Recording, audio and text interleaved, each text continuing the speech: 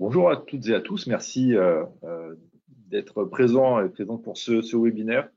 Nous attendons encore les derniers participants et nous allons démarrer d'ici 1 à 2 minutes. N'hésitez pas à me signaler dans le chat prévu à cet effet si vous m'entendez bien et si vous voyez bien le support de présentation. À tout de suite.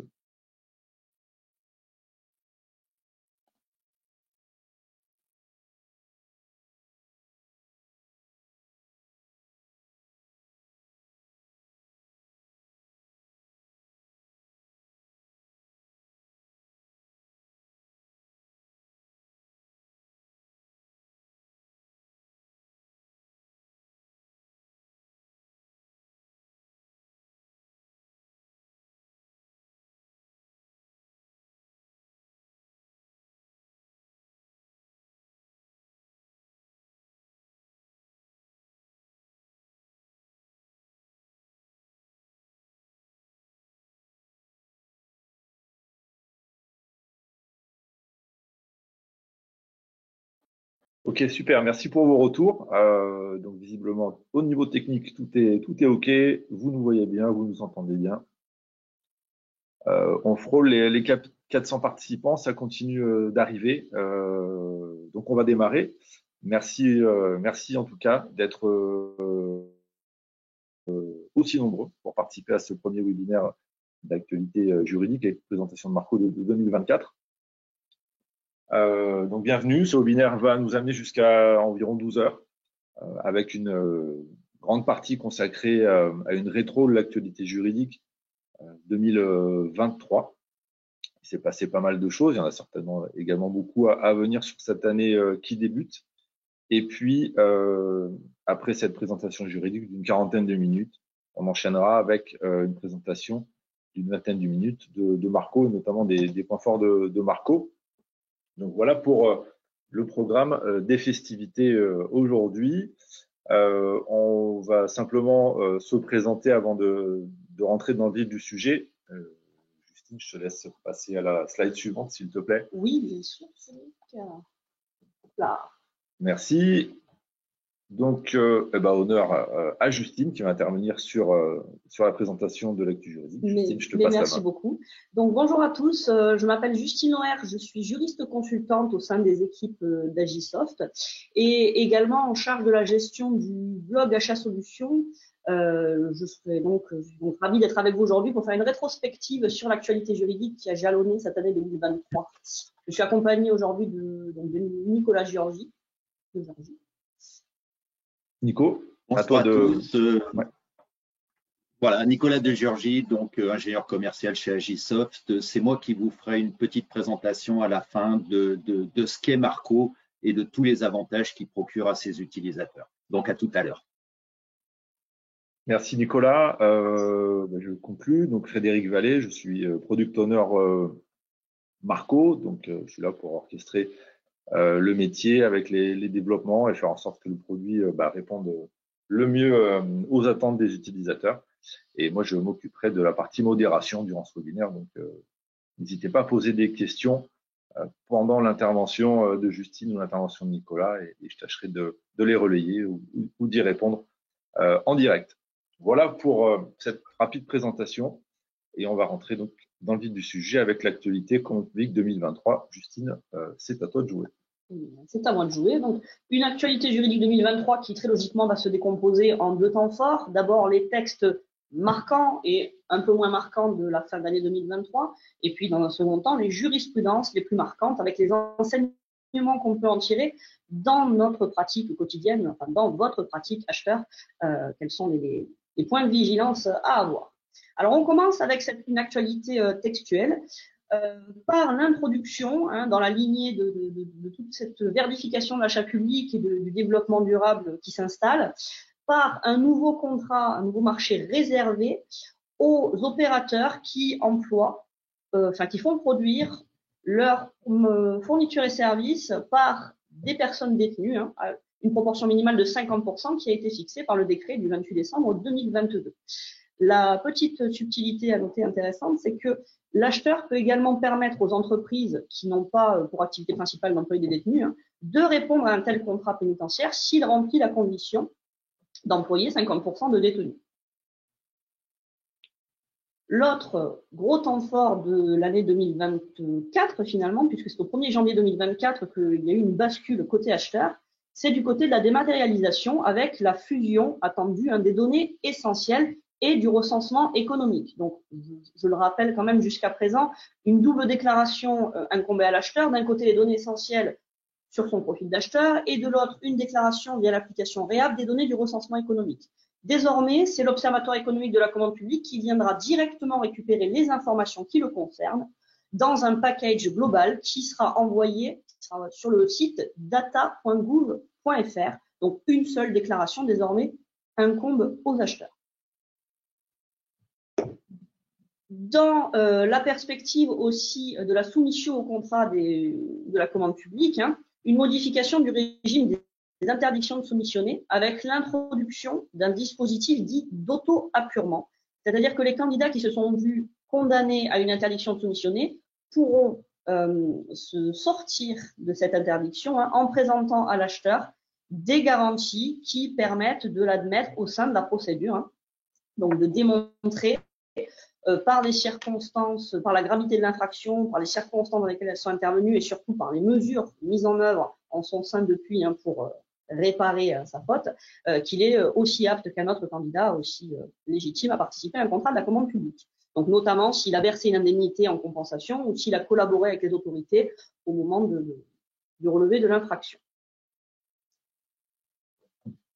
Dans la lignée de la dématérialisation également, on a eu l'année 2023 qui a fait beaucoup jaser autour de la copie de sauvegarde, puisque le dispositif législatif admet désormais une copie de sauvegarde dématérialisée. Mais beaucoup de questions se sont posées sur l'outil pertinent pour déposer cette copie de sauvegarde dématérialisée, puisque le décret du 28 décembre 2022 avait finalement mis en place des conditions tellement strictes qu'on se demandait s'il ne fallait pas un profil d'acheteur bis finalement pour déposer cette copie de sauvegarde. Alors, l'ADAJ a publié une fiche sur le sujet qui mentionne que les outils qui présentent les garanties nécessaires, qu'au nombre de ces outils figure la lettre recommandée électronique. Donc la lettre recommandée électronique est un outil tout à fait acceptable pour permettre de transmettre une copie de sauvegarde dématérialisée. Ajoutons également que cette copie de sauvegarde dématérialisée n'est toujours pas une obligation. Même si la procédure de passation est dématérialisée, la copie de sauvegarde, elle, reste en principe une copie physique. Et l'acheteur peut décider, s'il l'a expressément autorisé dans les documents de la consultation, peut expressément autoriser cette transmission par voie dématérialisée également.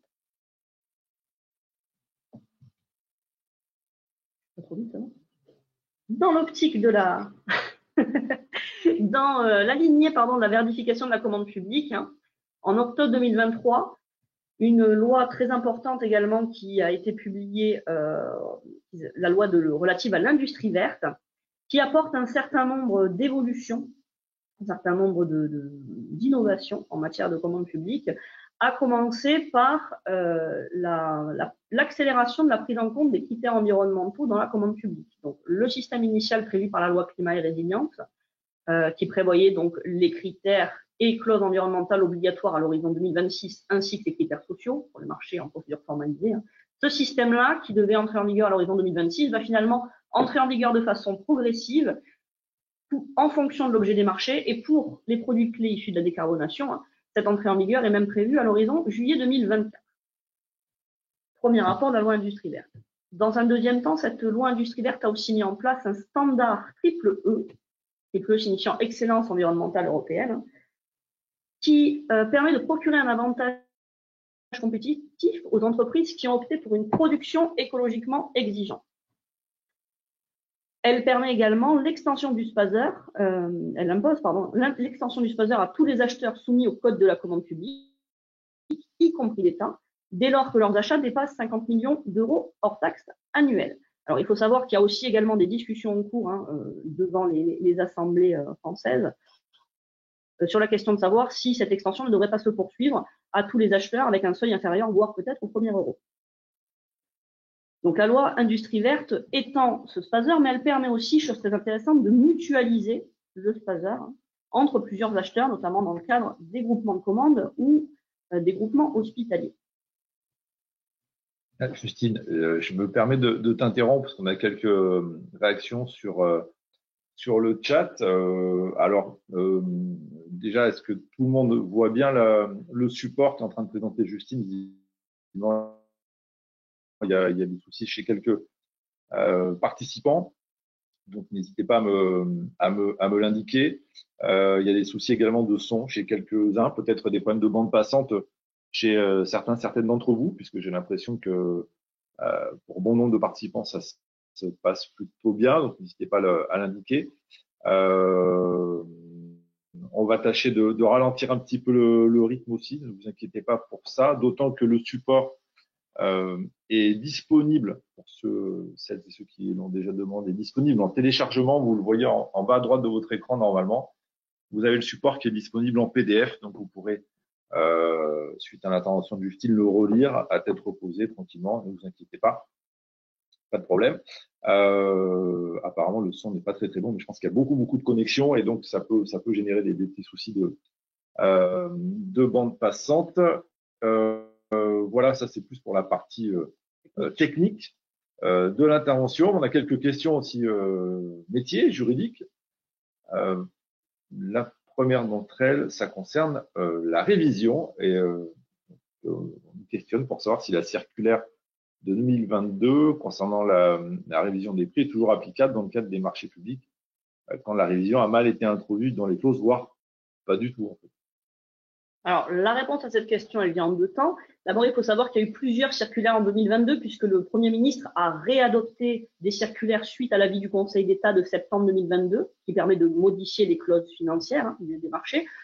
Il reprend des circulaires qui disent la même chose mais qui prennent acte du fait que les clauses financières des marchés peuvent être modifiées. Donc, le texte a changé mais le fond du texte n'a pas beaucoup changé. Il faudra se référer maintenant aux circulaires de septembre.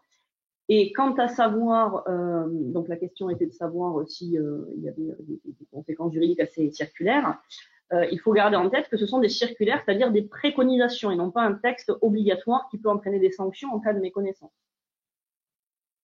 Ok, merci Justine pour ces précisions. Bienvenue. Autre question juridique, puisqu'a priori la connexion se passe bien chez quasiment l'ensemble des participants. La loi Industrie verte ne fait pas référence aux produits clés de la décarbonation. Est-ce qu'un décret est paru, à ma connaissance? En fait, c'est une déclaration. C'est une déclaration gouvernementale qui a annoncé justement, pour préciser, la loi Industrie verte, elle se réfère seulement à l'objet des marchés. Ce qui sous-entend que plusieurs décrets vont intervenir en fonction de l'objet des marchés pour dire finalement que les innovations de la loi climat et résilience sont applicables plutôt que prévu à telle ou telle catégorie de marché. Et à l'occasion du vote de la loi Industrie verte, le gouvernement a annoncé clairement sa volonté de faire appliquer dès 2024 ces dispositions aux produits clés de la décarbonation. Effectivement, vous ne trouverez pas les termes produits clés de la décarbonation dans la loi.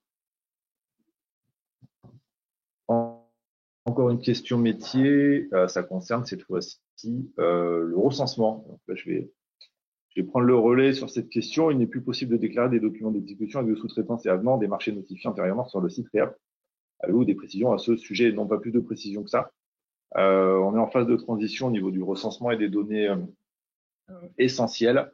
Pas de risque de sanction sur le sujet du recensement. C'est vrai que les actes de sous-traitance et les avenants font désormais partie des données essentielles que vous allez transmettre et qui seront ensuite transmises à l'OECP pour la partie recensement. Donc, à partir de 2024, ça va se faire sur la base du nouveau schéma des données essentielles.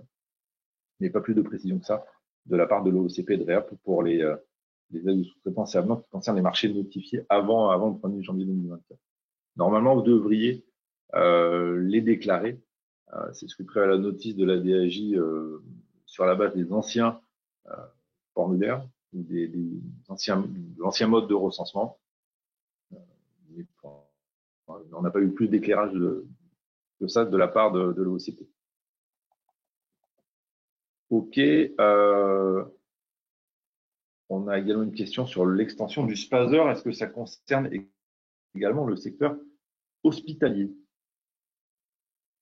Alors oui, c'est vraiment tous les acheteurs, tous les acheteurs soumis au code de la commande publique. Oui, il y avait quelques questions avant cette modification de la loi Industrie verte. Sur les acheteurs de nature, sur les acheteurs de nature législative. Le code était très mal rédigé sur le sujet. Et c'est justement la raison pour laquelle on a enlever toute mention à la qualité de l'acheteur et tous les acheteurs sont désormais soumis à cette obligation. Voilà, le dispositif maintenant est très clair.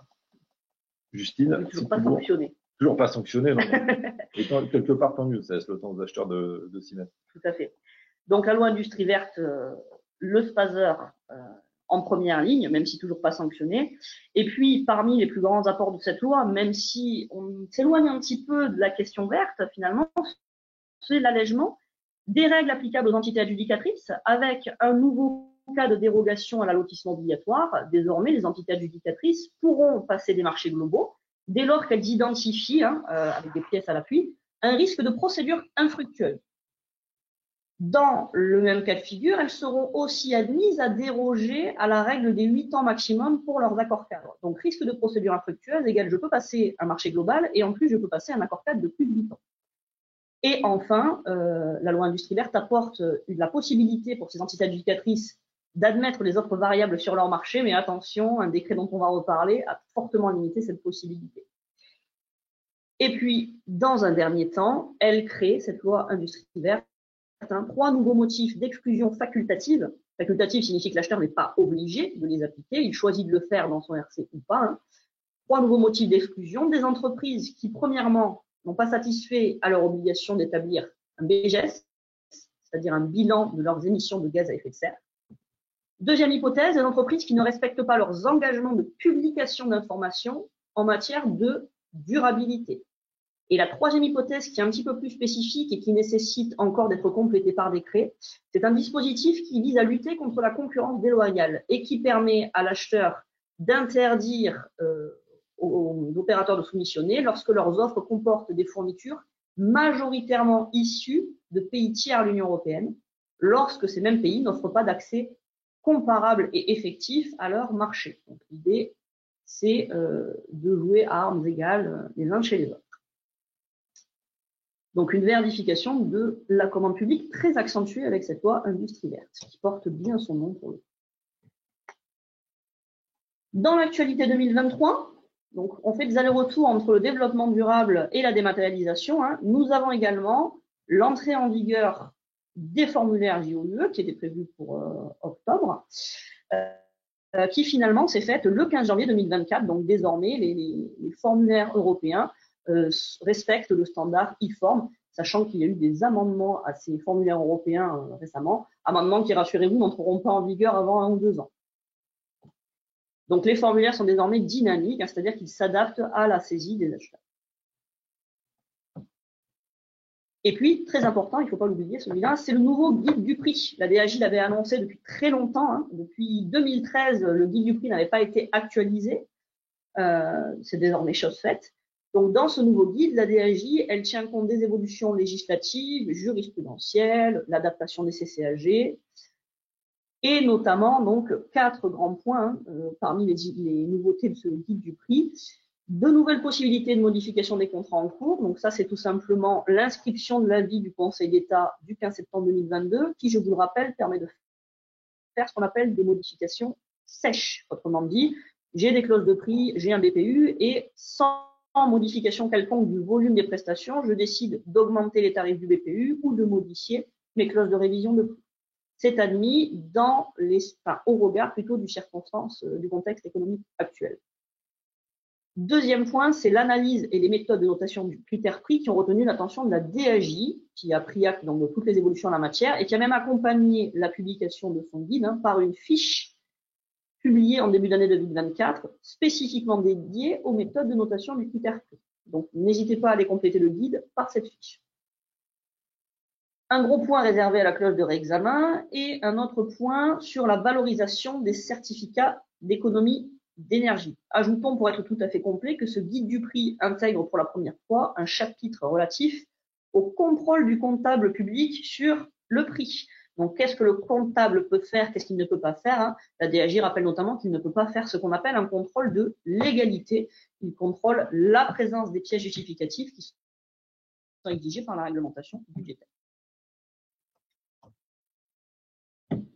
La DAJ ne s'est pas arrêtée là, puisqu'en plus du guide du prix, elle a également mis à jour les formulaires dits DC2 et DC4. Donc, le formulaire DC2 qui sert aux déclarations du candidat, qui s'étoffe sur le plan des aspects sociaux. La DAJ a aussi mis à jour son guide des aspects sociaux dans la commande publique. Et donc, les formulaires DC2 intègrent désormais le mécanisme de révision aux entreprises qui emploient des personnes détenues. Elle permet aussi la gestion des preuves propres au marché réservé, c'est-à-dire apporter la preuve qu'on a la qualité nécessaire pour se présenter sur un marché réservé. L'autre formulaire mis à jour, c'est le formulaire DC4 qui donc permet de présenter un sous-traitant pendant la phase de passation ou en cours d'exécution du marché, peu importe. Et donc, ce formulaire a été actualisé pour permettre la prise en compte du nouveau package de données essentielles, puisque, on l'a dit, ces données fusionnent, données essentielles et données du recensement économique, mais ce sur quoi j'ai peut-être pas insisté, c'est que forcément le nombre de données à déclarer augmente. Et parmi ces nouvelles données, nous avons la durée de la sous-traitance en nombre de mois. Donc, tout à fait logiquement, la DAJ en a pris acte en ajoutant cette section dans le formulaire DC4. Et nous avons, on en termine par là dans les textes marquants, alors que finalement c'est peut-être ce qui vous intéresse le plus, des nouveaux seuils qui ont été publiés, applicables depuis le 1er janvier bien sûr, des nouveaux seuils de marché public et de concession. Donc on reste sur quelque chose d'approchant, il y a une petite augmentation de 2% qui a été constatée. Donc le seuil de dispense de procédure demeure 40 000 €, le seuil de publication au BOMP ou dans un journal d'annonce légale, c'est 90 000 €, puisque ce sont les seuils européens qui ont été bougés. Finalement, les seuils qui bougent, ce sont les marchés formalisés de travaux, qui seront désormais obligatoires à partir de 5 538 000 € hors taxes. Les marchés en procédure formalisée de fournitures et services courantes, qui là vont se voir appliquer un seuil différent selon la qualité de l'acheteur. Si l'entité adjudicatrice, 443 000 €, et si les pouvoirs adjudicateurs, eh bien, ce sera 221 000 € pour la plupart des pouvoirs adjudicateurs et 143 000 €, un seuil encore plus strict pour les autorités dites centrales, c'est-à-dire les marchés de l'État et acheteurs y associés. Je reprécise, même si ça ne fait pas partie de la réglementation européenne, que les marchés de travaux seront dispensés de procédure jusqu'au 31 décembre 2024, jusqu'à un montant de 100 000 € hors taxe. Donc c'est une disposition de la loi ASAP qui avait été prolongée. Donc, sauf nouvelle prolongation, le dispositif va s'arrêter à la fin de l'année. Ce qui me permet de faire une transition magnifique sur les achats innovants qui sont eux aussi dispensés de mise en concurrence jusqu'à 100 000 € et ce de manière pérenne. Mais ce qu'il faut savoir, c'est que fin d'année dernière, la loi de finances pour 2024, c'est une disposition qui est passée un petit peu inaperçue, et bien cette loi de finances a précisé que seront nécessairement innovants, pas seulement ceux-là, mais ceux-là seront nécessairement innovants, tous les achats réalisés auprès de certaines PME, à savoir les PME qui répondent aux conditions de l'article du Code général des impôts qui est cité ici, l'article 44, sexies 0A pour être tout à fait précis. Donc, pour caricaturer à peine, ce sont les PME qui sont les plus dynamiques. Donc, dispense des achats innovants jusqu'à 100 000 €, dispense, on l'a dit, des travaux jusqu'à 100 000 €, et puis relèvement partiel du taux de l'avance à 30% pour les TPE-PME titulaires de marché de l'État ou pour toutes les entreprises qui bénéficient de l'option A prévue par les CCAG. Et j'attire particulièrement votre attention sur cette hypothèse-là. Si vous cherchez sur Légifrance les CCAG et que vous tombez sur l'arrêté qui a adopté ces CCAG, vous verrez finalement une rédaction des CCAG qui n'est plus applicable. Les CCAG consultables sur Légifrance sont encore rédigés en faisant référence à un taux de 20%. Néanmoins, ils doivent se lire au regard des décrets qui sont intervenus postérieurement, et notamment de ce décret du 28 décembre 2022, qui explique qu'il ne faut plus lire 20%, mais bien 30% pour l'option A. Nous avons également, pour rester dans l'idée des finances, nous avons également des dispositions sur les modalités d'exécution, les modalités de paiement des marchés par carte d'achat, qui ont été modifiées par le décret du 27 mars 2023, qui a étendu de façon assez marquante les possibilités de recourir à la carte d'achat. Donc, désormais, elle pourra être utilisée de façon générale comme modalité d'exécution d'un marché, le décret précisant qu'il y a quelques exceptions, donc les marchés de travaux, sauf décision motivée de l'acheteur, ou les marchés qui sont comptabilisés sur compte dit de stock, ou alors les marchés qui font l'objet d'une avance. Dans la liste de ces autres textes, donc, hormis les dispenses de procédure dont on vient de parler, le relèvement du taux de l'avance et le recours à la carte d'achat, nous avons également une loi qui est intervenue le 30 mars 2023, complétée par un décret le 3 octobre, sur l'expérimentation des contrats globaux dits de performance, des contrats globaux de performance pour les rénovations énergétiques des bâtiments de l'État, de ses établissements publics et des collectivités territoriales. Alors principalement, là, la grande innovation de ce dispositif, c'est d'ouvrir ce qu'on appelle le tiers financement, c'est-à-dire que les acheteurs concernés ne dépensent rien, ils font appel à un tiers financeur, une banque qui va avancer les frais de l'opération, maîtrise d'œuvre comprise. Et puis, grâce à cette opération, des économies d'énergie seront réalisées et ces économies d'énergie vont permettre de rembourser finalement l'avance, entre guillemets, qui aurait été faite par le tiers financeur. Nous avons également un arrêté du 22 décembre 2023 relatif aux données essentielles, toujours, qui s'est intéressé aux données essentielles dites défense et qui ont apporté quelques précisions sur les formats de certaines données, notamment du numéro d'identification du contrat. Rectification de quelques erreurs matérielles également.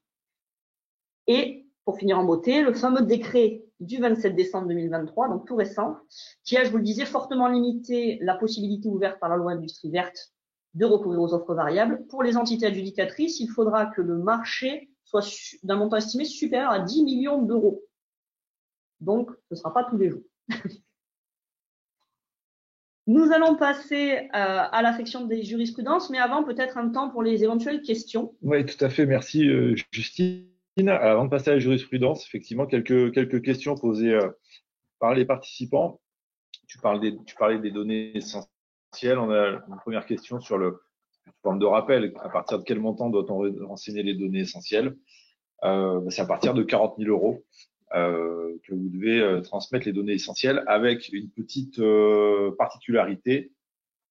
Entre 25 et 40 000 euros, vous pouvez déclarer les achats entre 25 et 40 000 euros, des contrats entre ces deux montants-là, chaque année, dans le cadre de l'envoi de la mise en ligne plutôt d'une liste des contrats conclus. J'en profite pour dire que cette liste va être mise à jour dans Marco sur la prochaine version qui sort au mois d'avril. Et vous aurez donc cette liste à jour que vous pourrez ensuite publier sur votre profil d'acheteur ou sur le site internet de l'organisme. Autre question, savoir si on doit obligatoirement indiquer dans le RC que la copie de sauvegarde peut être dématérialisée.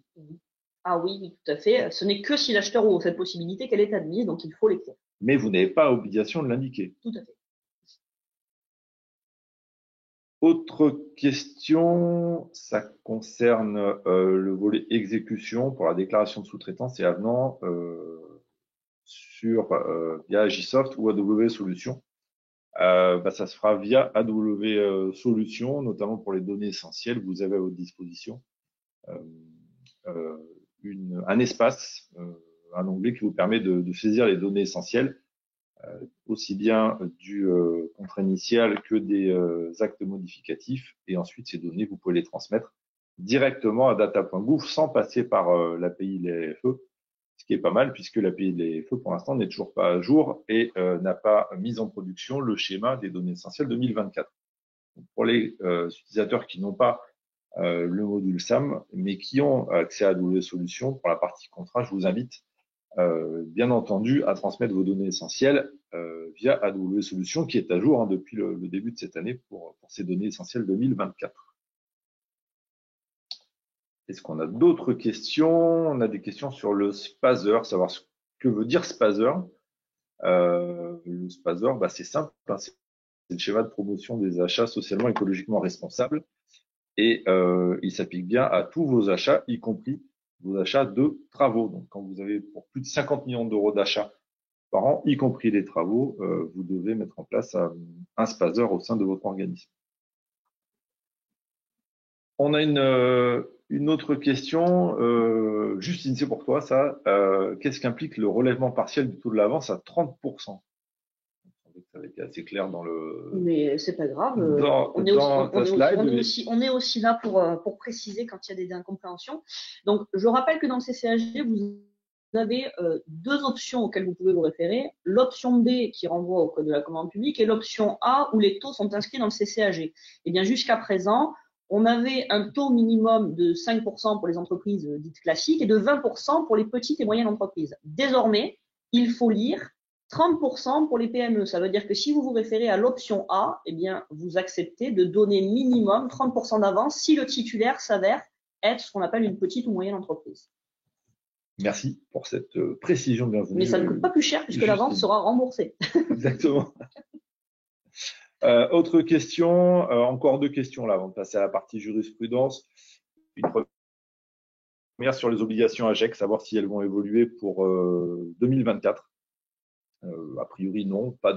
On n'a pas de recul particulier. Pas de texte prévu en la matière. C'est déjà pas évident pour les acheteurs de mettre ça en place et d'effectuer cette déclaration chaque année. Donc, pas d'évolution prévue pour le moment. On a entendu parler d'évolution par rapport aux catégories CPV éventuellement, mais rien de concret pour l'instant sur le sujet. Et puis, une dernière question concernant le DC4.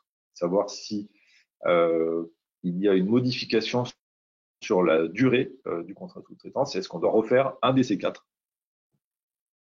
A priori, oui. A priori, tout à fait. Vous devrez certainement faire un acte modificatif de sous-traitance pour modifier cette durée, sans quoi le comptable public risque d'être chafouin. Voilà pour ces quelques questions et nos réponses. Justine, je te rends la main pour continuer sur les décisions marquantes de l'année 2023. Marquantes. Bien sûr. Donc, les décisions marquantes de cette année 2023, alors peut-être pas chronologique, peut-être plutôt thématique, pour vous permettre de suivre le fil de l'actualité. Donc, on commence avec une décision du tribunal administratif de Versailles du 8 février, qui a fait un petit peu parler d'elle lorsqu'elle est sortie, puisque la question qui se posait, c'était est-ce qu'il faut compter les secondes pour déterminer la date limite de réception des offres, ou pour le dire autrement, lorsque cette date limite est fixée par exemple aujourd'hui à 10 heures, est-ce qu'un pli déposé à 10 heures 0 minutes 29 secondes sera hors délai ou pas?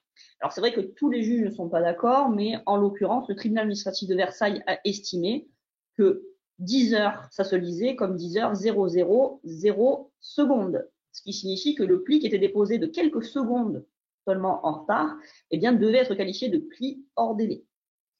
C'est très rude, d'autant que les acheteurs ne fonctionnent pas comme ça. La plupart des outils mis à disposition, les profils d'acheteurs, font un horodatage avec la minute qui compte complètement, c'est-à-dire que le pli déposé à 10 heures 0 minutes 59 secondes sera considéré comme déposé à 10 heures. Et les conséquences à tirer de cette jurisprudence, pour l'instant, il faut rester prudent, puisque ce n'est qu'un tribunal administratif, ce n'est pas le Conseil d'État, et au pire, vous pouvez toujours préciser dans votre règlement de consultation que la dernière minute compte complètement, seconde comprise. Faudra-t-il un jour régir les millisecondes? C'est toute la question qui se pose. Donc, le DLR ou les secondes comptent-elles? Pour le tribunal administratif de Versailles, oui. Pour le Conseil d'État, il faut voir. Toujours dans le domaine du profil d'acheteur, on a eu une autre grande question qui s'est posée, c'était celle de savoir si un pli dit mal dirigé doit être redirigé. Alors, ce qu'on appelle un pli mal dirigé, c'est un pli déposé dans ce qu'on peut appeler le mauvais tiroir numérique. Ou pour le dire autrement, sur votre profil d'acheteur, vous publiez une consultation X, une consultation Y, et l'entreprise qui souhaite candidater à la consultation X dépose par erreur son pli sur la consultation Y.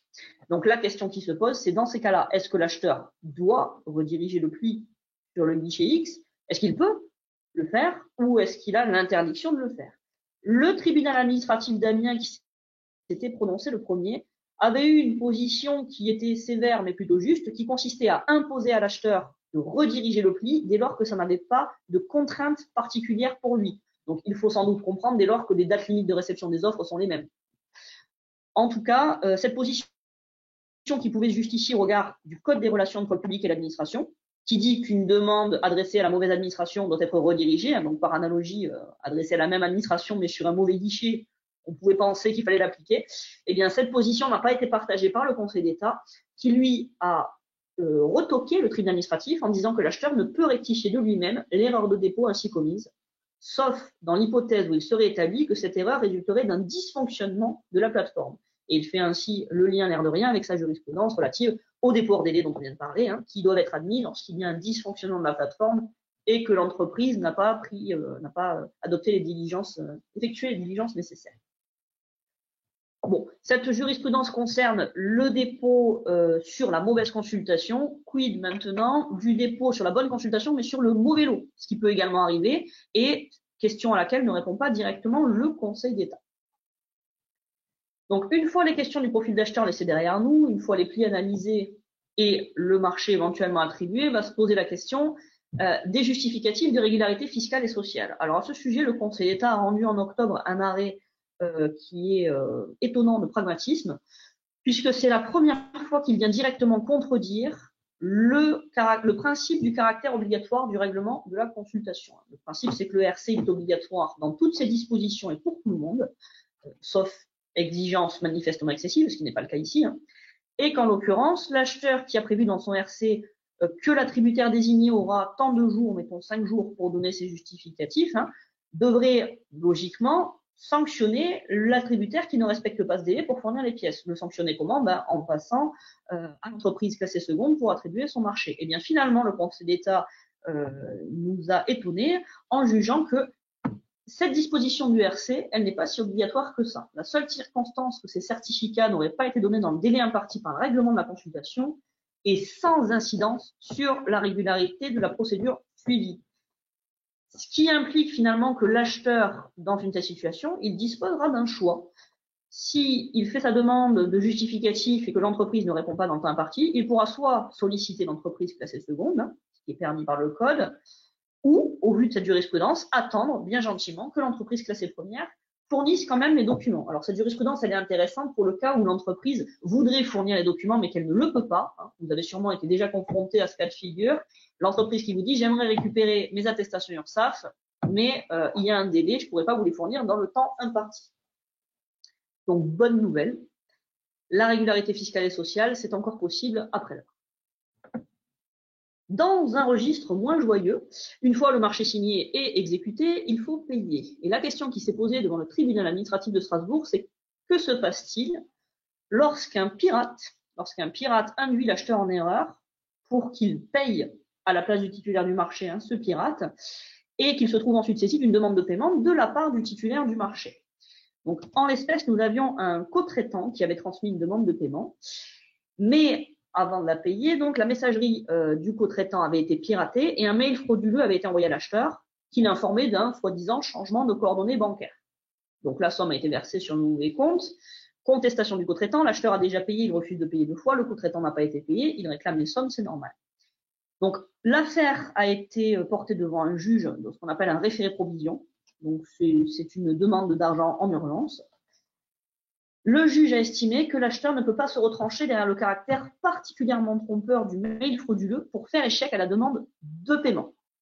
Il a également jugé que l'entreprise n'avait pas manqué à un quelconque devoir de prudence en ne sécurisant pas davantage sa messagerie. Et là, c'est très intéressant, dès lors qu'aucune clause du contrat ne lui imposait de le faire. Donc, si on résume, l'acheteur ne peut pas s'abriter derrière le caractère même parfaitement trompeur du mail en soi. Il ne peut pas non plus reprocher à l'entreprise de n'avoir pas évité le problème en sécurisant sa messagerie. Par contre, il aurait pu, dans son contrat en amont, lui imposer une obligation particulière de sécurité pour se prémunir d'un tel cas de figure. Donc, en l'occurrence, cette interprétation, elle a été cette fois-ci confirmée par un juge supérieur, la Cour administrative d'appel de Nancy, qui ouvre quand même la possibilité à l'acheteur de rechercher la responsabilité de l'entreprise et de l'escroc. De l'escroc, bien sûr, mais de l'entreprise surtout, qui n'aurait pas suffisamment sécurisé sa messagerie. Donc, il doit donner suite à la demande de paiement, mais il pourrait éventuellement récupérer les sommes s'il arrive à la faire condamner pour faute devant un juge. Toujours dans le registre des demandes de paiement, donc que se passe-t-il cette fois-ci si le sous-traitant adresse une demande de paiement direct à l'acheteur et que le titulaire refuse cette demande de paiement? Alors, cette hypothèse s'est posée devant le Conseil d'État, rien de moins que le Conseil d'État. En octobre 2023, celui-ci a jugé que le non-respect de la procédure de paiement direct par le sous-traitant fait obstacle à son droit au paiement direct. C'est-à-dire qu'il n'adresse pas sa facture par Chorus, si celle-ci ne transite pas par l'entreprise qui valide, il n'a pas droit au paiement direct. S'il transite par Chorus, s'il respecte la procédure, Le refus motivé du titulaire d'accepter la demande de paiement peut aussi faire obstacle au paiement direct. Donc, il faut que ce refus, bien sûr, soit non seulement motivé, mais aussi légitime. Hein. Mais c'est une très bonne nouvelle pour les acheteurs qui se retrouvaient pris en étau entre une demande de paiement direct d'un sous-traitant qui a mal effectué ses prestations et une entreprise chargée des travaux qui s'était vue émettre des réserves à la réception. La question se posait de savoir comment on fait pour obliger le sous-traitant à réduire son droit au paiement direct. La réponse était on ne peut pas, hein, on pouvait pas. Il fallait obtenir son accord pour l'ADC4 ou éventuellement modifier le contrat de sous-traitance, ce qui est difficilement envisageable. Eh bien, désormais, avec cette jurisprudence du Conseil d'État, on pourra passer par la voie du refus systématique des factures jusqu'à ce que le sous-traitant accepte de revenir à la raison et de modifier la déclaration de sous-traitance. Dernier petit point sur le paiement, ici plutôt les amputations des demandes de paiement, en l'occurrence les pénalités de retard et même les pénalités excessives. La question qui s'est posée devant le Conseil d'État en 2023, elle concernait celle de savoir que se passe-t-il lorsqu'on a face à nous un groupement de co-traitants et que leur paiement, leur groupement est solidaire. Donc, si le groupement est solidaire, on pourrait partir du principe que puisque chacun est redevable des bêtises de l'autre, finalement, la pénalité peut être appliquée à un seul co-traitant pour l'ensemble des fautes des autres participants au marché. Eh bien, le Conseil d'État n'a pas suivi cette position. Il a considéré que le montant des pénalités applicables à chaque co-traitant devait s'apprécier au regard du montant qui lui est individuellement affecté. Donc, ça suppose quand même qu'il y ait une répartition financière dans le marché, dès lors que le contrat signé par l'acheteur fixe une répartition précise.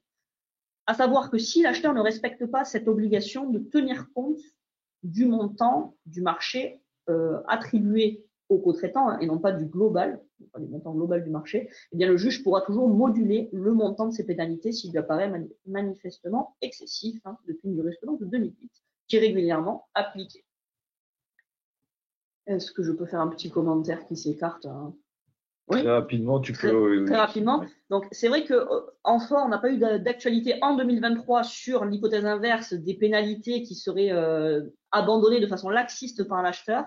Mais j'attire votre attention sur le fait de garder à l'esprit qu'il ne faut plus renoncer aux pénalités sans justificatif, puisqu'on a eu fin 2022 une condamnation par les juridictions financières des agents qui n'avaient pas appliqué au contraire les pénalités alors qu'ils le devaient. Condamnation pour délit d'octroi d'avantages injustifiés. Donc, les pénalités, on peut y renoncer du moment qu'on fournit au comptable une décision expresse avec le motif de pourquoi on y renonce. Et je terminerai par une petite jurisprudence de décembre 2023 qui fait toujours plaisir. Alors, ce n'est qu'un rappel, mais un rappel qu'on n'avait pas eu depuis longtemps. Le rappel du devoir de conseil du maître d'œuvre à la réception.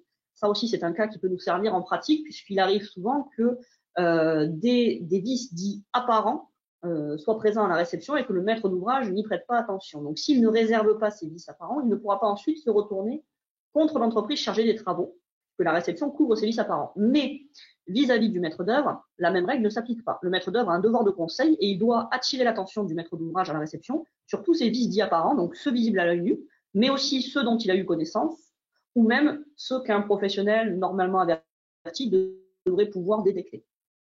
Et s'il ne le fait pas, donc il reste redevable vis-à-vis du maître d'ouvrage.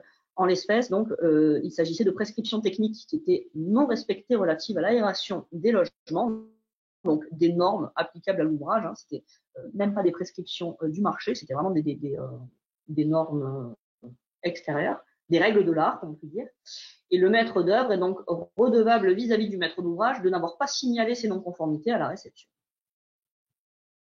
Devoir de conseil, toujours bon pied, bon oeil. Voilà pour ces temps forts de la jurisprudence. Est-ce qu'il y a des questions relatives aux décisions que nous avons examinées ensemble? Oui, pas mal de questions sur la démat. Là, nous n'allons pas avoir le temps de les traiter puisqu'il reste un petit quart d'heure là pour parler de Marco. Et avant que je passe la main à Nicolas, simplement vous dire qu'on a quelques questions démat sur les attestations également. On tâchera de vous répondre directement après le webinaire. Nous enverrons directement quelques infos, quelques réponses sur chacune des questions qui ont été posées. Vous inquiétez pas pour ça. On a eu aussi la question sur les questions-réponses qu'on a abordées durant ce webinaire. Je vous invite, si vous voulez les consulter tranquillement, à voir la vidéo qui sera en ligne dans les prochains jours, puisque chaque webinaire est enregistré, est ensuite publié. Donc, vous avez accès au replay du webinaire dans quelques temps et vous pouvez le consulter quand bon vous semble. Je vais juste traiter deux petites questions. Une première, ça concerne la déclaration AGEC, savoir pour qui elle est obligatoire, cette déclaration AGEC. C'est très simple, la déclaration AGEC, elle est obligatoire pour l'État, les collectivités territoriales et leurs groupements, mais elle ne concerne pas les établissements publics, EPA ou EPIC. Ces établissements sont exclus du périmètre. La note de la DAJ sur le sujet est très claire. Autre question, ça concerne Marco, ça va me permettre de faire la transition et de passer le relais à Nicolas. Pour l'avance, Justine a parlé tout à l'heure des pourcentages d'avance. Ces pourcentages ont été mis à jour dans Marco, ils font partie du paramétrage standard de Marco et vous les retrouvez sur l'écran des renseignements financiers. Je parle de Marco, donc ça me permet de faire la transition après l'intervention brillante de Justine. Merci beaucoup pour ton intervention et je vais passer la main à Nicolas pour une rapide présentation des points forts de Marco. Nicolas, est-ce que très bien, merci Justine. Nicolas, je te désigne donc comme présentateur. À toi de jouer.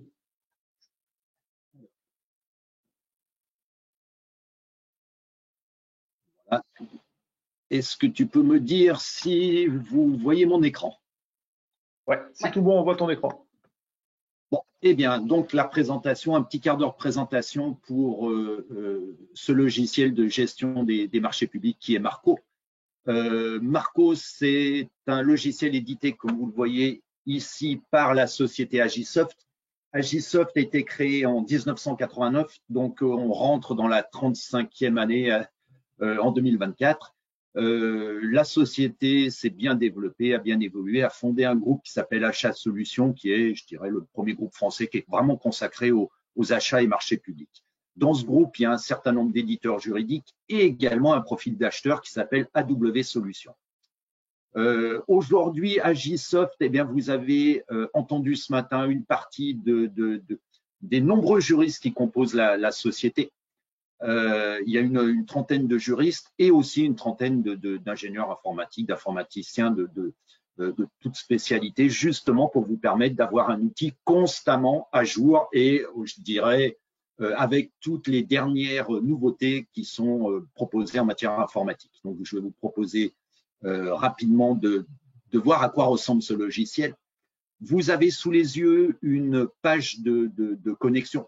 Donc, à partir d'une adresse URL, vous avez un identifiant, un mot de passe et vous vous connectez. L'avantage, alors, j'ai attendu un petit peu longtemps pour me connecter. Hop, on y retourne. L'avantage de cette possibilité, c'est l'avantage pour toutes les solutions en full web. Vous travaillez depuis votre bureau ou depuis chez vous, c'est la même chose. Vous n'avez pas d'installation à faire, donc ça, c'est pour vos services informatiques, c'est beaucoup plus simple pour eux. Et alors, voyez, je vois que j'ai tellement attendu que j'ai un petit bug. Je vais me déconnecter et me reconnecter. Hop. Et vous allez pouvoir avoir Marco dans un instant. Connexion. Voilà. Hop. Je le remets ici. Je change d'écran tout simplement. Voilà. Donc, comme je vous disais, l'avantage du full web, c'est qu'effectivement, il n'y a pas d'installation chez vous. Et puis, vous l'avez entendu juste avant, la législation, elle évolue constamment. Donc, ce qu'il faut savoir, c'est que votre Marco que vous avez utilisé en full web, il est toujours à jour. Voilà. Donc, tout ce qui vous est proposé par Marco est possible et ce qui ne vous est pas proposé, c'est que ce n'est plus possible. Voilà, il n'y a pas d'erreur de ce côté-là. Vous avez sous les yeux une page d'accueil sur laquelle vous retrouvez sur la partie droite un certain nombre d'informations qu'on vous pousse, notamment les informations juridiques où vous avez, quand vous avez Marco, vous avez la veille juridique que l'on vous transmet également, alors de plusieurs façons. La première, c'est des flashs d'informations juridiques en page d'accueil de Marco, mais vous recevez également ces flashs d'informations juridiques sur votre boîte mail. Vous n'êtes pas obligé d'ouvrir Marco pour les avoir. La deuxième façon, ce matin on fait partie, c'est les webinaires qu'on organise. Et la troisième façon, on organise également des conférences en présentiel dans un certain nombre de villes en France. Donc, on fait tout pour que vous n'ayez plus, vous, à surveiller cette législation changeante sur les marchés publics pour vous transmettre toute cette information sur différents canaux. Vous avez en première page également un rappel de notre profil d'acheteur qui fait partie du groupe AW Solutions sur lequel vous pouvez faire du sourcing. Vous retrouvez les derniers marchés ou les dernières consultations sur lesquelles vous avez travaillé. Donc, il n'y a pas besoin de faire de recherche, il suffit de cliquer dessus, vous arrivez directement sur vos anciens travaux. Et vous avez en haut à droite un petit bouton lien utile. Et ce bouton lien utile vous permet d'accéder à tout un tas de services qui sont proposés par Agisoft et qui sont en plus de Marco. Un des services, alors je ne vais pas tous les détailler là, mais un des services les plus utilisés, notre équipe juridique le sait, c'est justement l'assistance téléphonique où quand vous cliquez sur le bouton, vous avez 2 numéros de téléphone qui apparaissent, un pour contacter notre support technique, c'est nos équipes informatiques qui répondent, j'arrive pas à me connecter, j'ai oublié mon mot de passe, et l'autre pour des questions plus fonctionnelles sur l'utilisation de Marco et juridique. Et c'est vrai que c'est un service qui est vraiment apprécié de l'ensemble de nos clients. Ce service est accessible de 8h30 à 18h. Vous avez ensuite la possibilité d'accéder à une bibliothèque de CCTP. L'intérêt, c'est qu'il y a des filtres, donc on retrouve rapidement ce qu'on veut. Et puis, tout un tas d'autres services qui sont détaillés effectivement pendant les formations qui vont avec Marco. Et notamment le blog Achat Solutions où vous retrouvez tout un tas d'articles qui sont créés par nos juristes qui utilisent, je dirais, les prétextes de la jurisprudence pour rappeler les règles de droit et expliquer comment c'est tranché par le juge. Donc voilà pour une présentation de cet écran d'accueil. Et vous voyez en haut l'ensemble des modules qui constituent la suite modulaire Marco. Notre solution, c'est pas d'avoir, je dirais, une solution fourre-tout, mais d'avoir une solution qui soit très spécialisée, qui rentre vraiment dans le détail à chaque étape de vos achats. Le module achat, donc lui, il sert à recenser et centraliser les besoins pour éviter la dispersion des demandes. Le module devis, lui, il permet de créer toutes les pièces financières du marché, donc le bordereau de prix unique, le DQE, tous ces éléments financiers. Le module consultation de faible montant va vous permettre, en remplissant juste quelques écrans, de sortir une lettre de consultation et un marché valant cahier des charges. Le module rédaction que je vais ouvrir pour vous faire voir comment fonctionne Marco vous permet de créer toutes les pièces administratives de votre DCE. Le module procédure lui part de la publicité et va jusqu'à la notification en gérant toutes les étapes qu'il y a entre la démat, c'est AW Solutions que vous retrouvez ici, et puis vous avez 2 modules liés à la gestion de vos marchés. Non, cette fois-ci, on n'est plus sur des consultations, on est bien sur des marchés une fois que ça a été notifié. Un module qui s'appelle SAM pour le suivi administratif des marchés, qui va gérer notamment tout ce qui est ordre de service et avenant. Et un module qui s'appelle suivi technique et financier, STF, qui vous permettra d'automatiser tous les calculs, notamment pour produire votre CCAP, certificat administratif pour paiement, et tous les éléments financiers.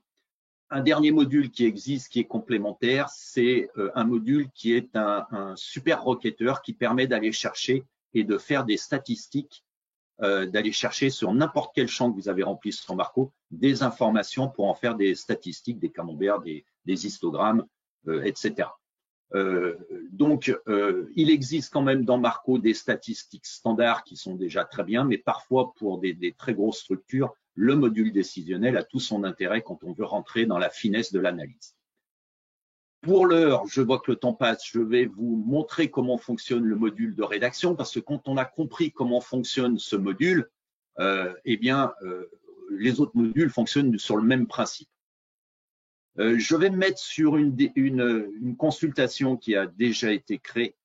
Je vais prendre la construction du stade Robert Herbin et vous montrer des documents finis. Alors, il y a toujours des raccourcis sur la page d'accueil de vos consultations. Vous allez voir sur la partie gauche que les écrans ont déjà été remplis parce qu'il y a les petites coches vertes. Ça veut bien dire que les écrans ont été remplis complètement.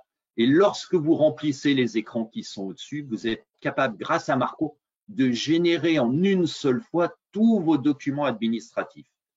Donc, il n'est pas besoin d'aller une fois sur le règlement de consultation, une fois sur l'acte d'engagement, etc., etc.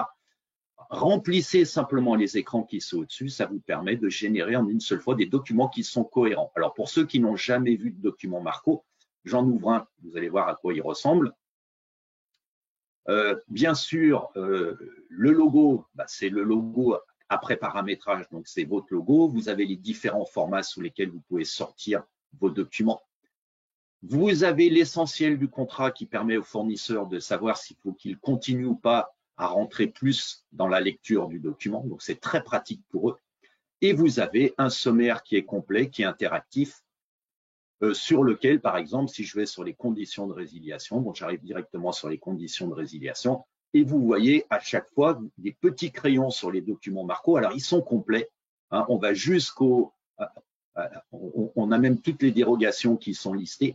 Mais vous pourriez avoir envie, vous, de faire des modifications quand même. Alors, les modifications, il y a deux possibilités.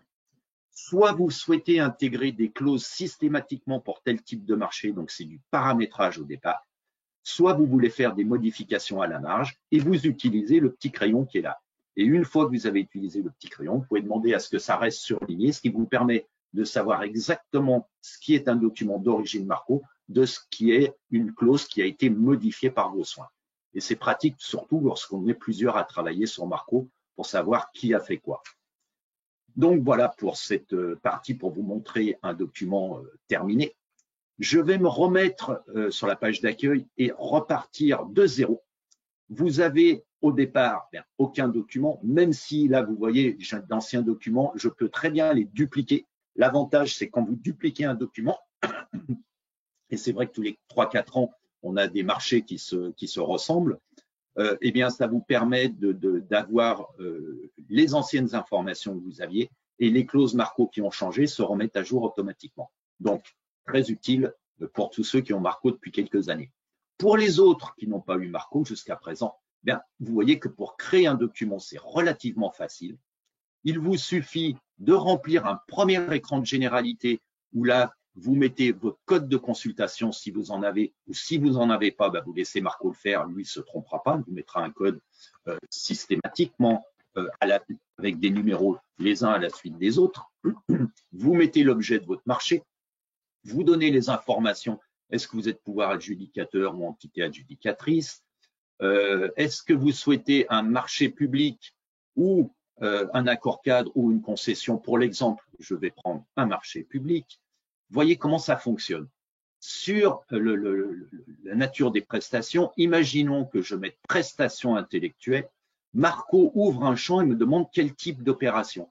Est-ce que c'est une opération de maîtrise d'œuvre, d'études, de contrôle technique, de sécurité, de protection de la santé? Et suivant ce que vous allez choisir, Marco va s'adapter. Si c'est un marché de travaux, regardez, Marco ouvre un autre champ et me demande la nature des travaux. Alors, on va dire que c'est de la réhabilitation. Et donc, vous allez bien sélectionner le CCAG Travaux 2021. Je suis sur un marché public classique ou conception-réalisation. Je reste sur un marché public classique. La forme du contrat, on va dire, pour simplifier, que c'est ordinaire. Et on me demande un montant estimatif qui n'apparaît évidemment pas sur les documents. Je vais mettre pour l'exemple 90 000 euros.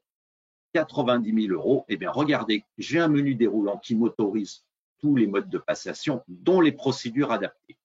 Or, si au lieu de 90 000 euros, j'avais mis 9 millions d'euros, eh bien Marco ne me proposera plus les procédures adaptées. Et en fait, le logiciel, il fonctionne comme ça. Suivant les premières informations que vous donnez, lui ouvre ou ferme des champs du possible. C'est pour ça qu'il n'y a pas d'erreur avec Marco. Cas de gestion, donc on va mettre 100 cas de gestion, c'est pour s'adapter à vos procédures internes si vous en avez. Qu'est-ce que transmission électronique? On va dire qu'on veut un RC. Vous avez le choix entre un CCAP ou un CCP. Pour l'exemple, on va rester sur un CCAP. Je reste sans lot. Vous voyez que publicité, c'est grisé, ça veut dire qu'il y a obligatoirement de la publicité, je ne peux pas mettre 100. Et que vous avez le choix du coup entre les deux formulaires. On va prendre par exemple pour le national standard, j'enregistre. Si j'ai oublié de remplir un champ obligatoire, Marco me dit, vous avez oublié de remplir un champ obligatoire. Sinon, j'arrive sur un écran qui s'appelle choix des questions, où je vais indiquer ce qui m'intéresse compte tenu des premières informations de généralité et du CCAG qui a été désigné. Est-ce que j'autorise l'avance ou pas? Est-ce que j'autorise la sous-traitance ou pas? Est-ce que je veux de la négo? Eh bien non, par exemple, je ne veux pas de négociation, etc., etc. Et lorsque vous allez enregistrer les modifications que vous avez faites, ça va adapter la partie gauche que vous allez remplir. C'est-à-dire que Marco ne vous proposera pas de passer en revue des champs qui ne vous concernent pas. Voilà, donc c'est très important à voir. En fait, à partir de ces deux écrans-là, généralité et champ et choix des questions, ben vous avez des écrans à remplir qui vous seront adaptés. L'intérêt, c'est que au fur et à mesure, vous avez vu, je n'ai rempli qu'un seul écran. Eh bien, en ayant rempli un seul écran, j'ai la capacité, alors ça sera votre logo après paramétrage, de regarder déjà à quoi va ressembler mon document Marco. Donc là, l'essentiel du contrat commence à se remplir. Le sommaire, vous voyez qu'il commence à y avoir un petit squelette de sommaire et votre document, il commence à se constituer. Tout ça en n'ayant rempli qu'un seul écran. L'avantage, c'est que vous n'êtes pas obligé d'attendre d'avoir rédigé l'ensemble je dirais, de vos pièces pour pouvoir les consulter. Vous pouvez les consulter à tout moment. Je vais revenir sur quelque chose que je n'ai pas évoqué, notamment sur l'écran de généralité, mais vous allez retrouver des petits i entourés pour information un peu partout dans le module rédaction. Pourquoi? C'est pour vous aider. Vous avez la possibilité, par exemple sur mode de passation, hop, je clique, d'avoir une aide juridique en ligne. Mais c'est pas tout, il y a plus que l'aide juridique en ligne. Vous avez une aide fonctionnelle concernant Marco. Vous avez également, sans sortir de Marco, ce qui vous évite d'avoir 50 écrans ouverts, accès au code de la commande publique, accès à tous les CCAG, et on a même créé un glossaire acheteur pour vous éviter d'aller sur Internet chercher certains termes. Nous, on en a des définitions. Alors, j'ouvre souvent appel d'offres infructueux pour ceux qui se souviennent plus la différence entre une offre inappropriée, irrégulière, inacceptable. Je clique et j'ai une définition qui est sûre, avec les renvois sur les articles. Beaucoup de temps de gagner en toute autonomie grâce à cette aide juridique en ligne. Vous voyez le bouton là, le bouton où il y a les liens utiles et vous allez retrouver le numéro de téléphone. L'assistance de nos juristes est toujours accessible. Mais l'idée, c'est quand même de vous donner un minimum d'autonomie pour vous éviter d'aller sur, bien souvent Google, chercher de l'information où on trouve pas toujours des choses très fiables. Qu'est-ce que je ne vous aurais pas dit? On a introduit, comme je vous l'ai dit, on passe beaucoup de temps avec nos équipes informatiques pour qu'elles soient évidemment, je dirais, à la pointe de ce qui se fait. Vous avez la possibilité, grâce à l'introduction par nos équipes informatiques d'un outil d'intelligence artificielle qu'on appelle le MIA, c'est notre petite chouette pour Marco Intelligence Artificielle, à partir de mots-clés, de retrouver des suggestions de codes CPV. Parce que c'est vrai que les codes CPV, on peut passer du temps sur certains marchés parce qu'on ne voit pas vraiment ce qu'il faut choisir. C'est simple, cet outil va vous permettre, à partir de mots-clés, de vous donner les codes CPV avec un pourcentage de fiabilité. Et c'est vous qui sélectionnez ceux que vous pensez correspondent le mieux à votre marché. Donc voilà, cet outil d'intelligence artificielle, vous le retrouvez également dans le module procédure au niveau du choix des mots descriptifs de votre publicité. Là encore, c'est très pratique d'avoir cet outil-là. Et dans quelques semaines, vous aurez également, dans le module rédaction, la possibilité de trouver le meilleur indice possible de révision de prix parce que cet outil d'intelligence artificielle, notre petite chouette MIA, vous suggérera l'indice de prix qui correspond le mieux pour la révision de prix pour les marchés que vous souhaitez passer. Donc voilà un peu l'évolution. Agisoft consacre plus de 20% de son chiffre d'affaires en recherche et développement. Donc, votre logiciel tel qu'il est actuel, il continue d'évoluer tout le temps. Ceux qui utilisent Marco et qui nous écoutent le savent, on fait pour les gros changements de version des notes de version et puis des petits tutos pour vous aider à accéder rapidement à tous les changements qui ont été faits. Dernier élément que je ne vous ai pas donné, vous avez un outil de traçabilité. C'est pratique quand on travaille à plusieurs sur Marco parce que c'est un outil collaboratif. Vous voyez qu'à 12 heures, j'ai créé l'écran de généralité. Voilà. Donc, on peut retrouver l'historique de tous ceux qui ont validé les écrans et vous avez une gestion, une GED accessible où vous pouvez mettre vos documents. Petit point de repère pour ceux qui savent qui ont toutes les infos pour remplir cette partie administrative. En gros, en 1 heure de temps, vous faites toutes vos caisses administratives. Elles sont cohérentes, elles sont sûres. Et si vous avez des questions, vous avez accès à notre service. Donc voilà, tout le logiciel fonctionne comme ça. Principe de saisie unique, c'est-à-dire que chaque information qui est saisie une fois sur un module ou sur d'autres modules, vous n'avez plus jamais à la ressaisir. Elle se répercute automatiquement. Imaginez que vous ayez fait une petite coquille sur l'objet du marché. Alors, l'objet du marché sur un document, on peut le retrouver plusieurs fois et on le retrouve sur beaucoup de documents. Eh bien, une inversion de lettre, par exemple, vous rectifiez votre inversion de lettre et ça se rectifie partout. Donc, il n'y a plus l'angoisse de savoir est-ce que j'ai changé sur tous les endroits où il fallait le changer. C'est terminé. Le principe de ce module de rédaction, il est simple. Le logiciel vous pose des questions ou vous ferme des champs et, comme avec un principe d'entonnoir, arrive à la fin, après avoir rempli l'ensemble de ces champs, eh bien, à vous sortir toutes vos pièces administratives en une seule fois. Donc voilà, je ne sais pas quelle heure il est, 12h06, j'ai un petit peu dépassé, mais c'est difficile de présenter Marco qui est complet. Sachez qu'il y a toujours avec Marco une formation qui est accessible. Pour les clients qui nous écoutent et qui ont des nouveaux utilisateurs, vous pouvez toujours nous commander de la formation pour les nouveaux utilisateurs. Et puis, toute l'équipe commerciale Agisoft reste bien sûr à votre disposition pour rentrer cette fois-ci un peu plus dans le détail pour vous faire une présentation plus personnalisée de Marco. Frédéric, est-ce qu'il y a des questions du coup? Oui, il y a quelques questions rapidement, parce qu'il est déjà 12h07 effectivement. Il y a quelques questions de personnes encore connectées, donc on va tâcher d'y répondre rapidement. La première d'entre elles, c'est savoir si les mises à jour de Marco sont gratuites. Alors oui, les mises à jour de Marco sont gratuites. On effectue 4 mises à jour majeures par an. Et ces mises à jour sont gratuites. On met à jour notamment au niveau réglementaire, mais pas que. On tâche d'apporter un tas d'évolutions fonctionnelles et juridiques à chaque version. La prochaine mise à jour est prévue pour le début du mois d'avril. Autre question concernant Marco, savoir s'il y a un moyen de faire une recherche dans la bibliothèque de CCTP. Alors oui, on peut faire une recherche dans la bibliothèque de CCTP. Peut-être que tu peux montrer déjà où se trouve la bibliothèque de CCTP, Nicolas. Alors, oui. Alors, la bibliothèque, elle est accessible à partir de ce logo, là, le petit gaufrier, et vous avez bibliothèque de CCTP. Effectivement, ça fonctionne avec des mots-clés qui vous permettront de faire des tris. Donc, tout à fait, c'est possible. Mais c'est tout l'intérêt de la bibliothèque, hein, parce qu'autrement, ça n'a pas d'intérêt, sinon s'il n'y a pas cette possibilité. Ouais. On peut faire un tri par mots-clés, par type d'opération, par date. Vous pouvez taguer des CCTP favoris. Donc, il y a pas mal de fonctions dans cette bibliothèque de CCTP qui nous permet de récupérer des informations importantes, pertinentes pour construire vos DCE. On a quelques questions AWS, mais ça, je laisserai mes collègues du profil d'acheteur AWS les traiter. N'hésitez pas à contacter les hotlines ou d'assister au webinaire AWS consacré aux évolutions du profil d'acheteur ou à regarder les replays des webinaires consacrés à AWS. Je vous invite à le faire si vous ne l'avez pas encore fait.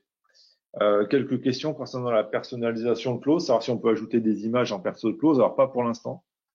On travaille sur des évolutions de notre éditeur, mais pour l'instant, pas d'ajout d'images possible. On demande aussi si on peut, alors ça c'est un peu plus précis, si on peut indiquer les montants définis, les seuils notamment définis sur les accords cadres qui apparaissent dans l'acte d'engagement. Est-ce qu'ils peuvent apparaître aussi dans le CCAP et le ERC? On l'a pas prévu, nous, par défaut. Mais vous pouvez récupérer les variables informatiques qui sont dans les clauses de l'acte d'engagement, les intégrer dans le CCAP et ou le ERC. Et via la perso de clause, vous pourrez récupérer ces seuils qui apparaissent aujourd'hui dans l'acte d'engagement.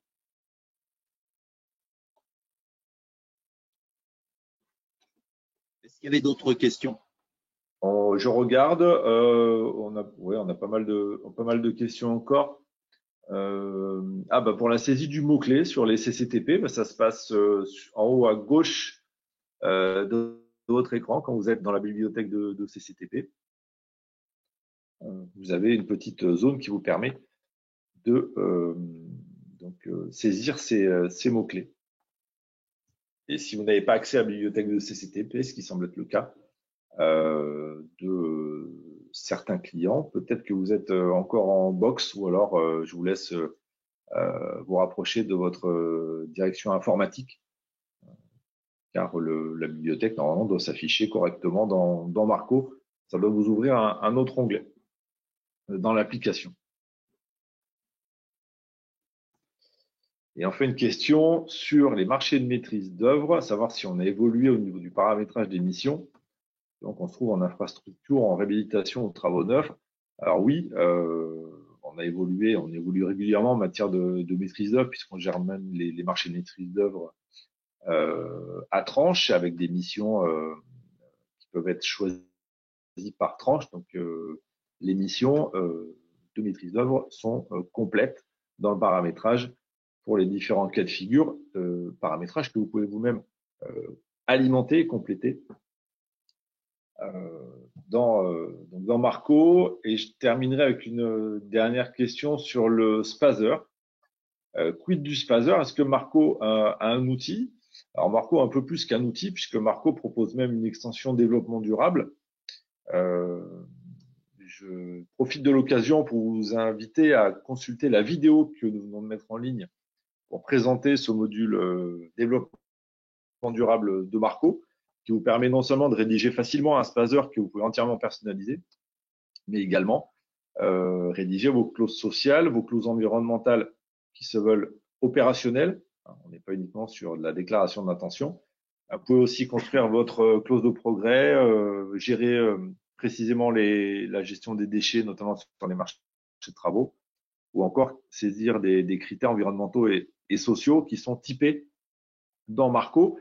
C'est une licence développement durable qui va évoluer, puisqu'on va travailler sur le développement d'indicateurs maintenant sur la partie exécution et sur la partie suivi des contrats, de façon à mettre en relation ces indicateurs de suivi avec les objectifs que vous aurez fixés dans votre Spazer. Donc voilà pour les différentes réponses qu'on peut vous apporter sur Marco. Il y a encore quelques questions, mais là aussi je vous invite à nous contacter ultérieurement, soit dans le cadre de la hotline, soit vos ingénieurs commerciaux, ou contacter la direction commerciale, qui sera un plaisir de vous répondre. Alors oui, dernière question encore, la licence développement durable est une option payante, et non, la bibliothèque de CCTP n'est pas payante, c'est gratuit, vous y accédez librement quand vous êtes en tout cas sur la version SaaS de Marco. Donc voilà pour les quelques questions que nous avons eues concernant le logiciel. Il est 12h13, on a bien dépassé, mais il y a encore pas mal de personnes connectées. On va conclure sur ces questions-réponses-là. Je remercie Nicolas pour son intervention concernant Marco. Je remercie également Justine pour son intervention sur l'actualité commande publique 2023. Merci à toutes et à tous d'avoir participé avec nous à ce webinaire. Merci d'être resté un peu plus tard que prévu. Bonne journée, et puis je vous dis à très bientôt pour un prochain webinaire. À bientôt. Au revoir.